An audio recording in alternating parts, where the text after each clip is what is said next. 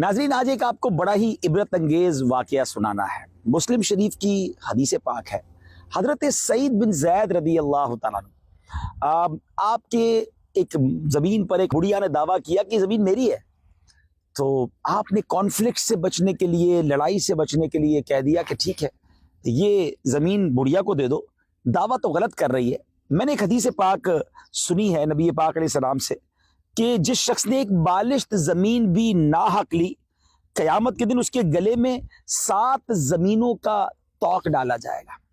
اور پھر آپ نے جب وہ گھر پہ قبضہ کر لیا بڑھیا نے، تو آپ نے اس کو ایک بددعا دی، اور وہ یہ تھی کہ یا اللہ اگر یہ جھوٹی ہے تو اس کو اندھا کر دے اور اسی گھر میں اس کی قبر بنا دے۔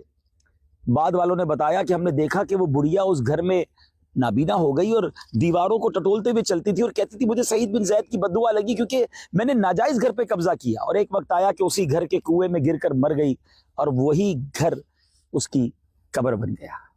اے ناظرین، پیارے اسلامی بھائیو، کسی کا حق نہ دبائیں، کسی کے گھر، کسی کے مکان، کسی کی زمین پر قبضہ نہ کریں، کسی کا مال نہ دبائیں۔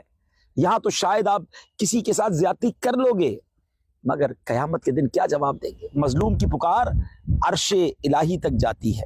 اگر اسپیشلی لینڈ گریبنگ جو لوگ کر رہے ہوتے ہیں، قبضہ کر رہے ہوتے ہیں، پلیز غور سے سنیے۔ میرے آقا علیہ الصلوۃ والسلام فرماتے ہیں جو زمین کا کچھ حصہ ناحق لے لے اسے قیامت کے دن 7 زمینوں تک دھسایا جائے گا۔ ایک اور حدیث پاک ہے کہ جو شخص ظلمن بالشت بھر، جی ہاں ایک بالشت بھر زمین لے لے تو اللہ پاک اسے اس بات کا پامد کرے گا کہ وہ اس زمین کو 7 زمینوں کی تہ تک کھودے، پھر قیامت کے دن اس کا توق پہنائے گا حتیٰ کہ لوگوں کے درمیان فیصلہ کر دیا جائے گا۔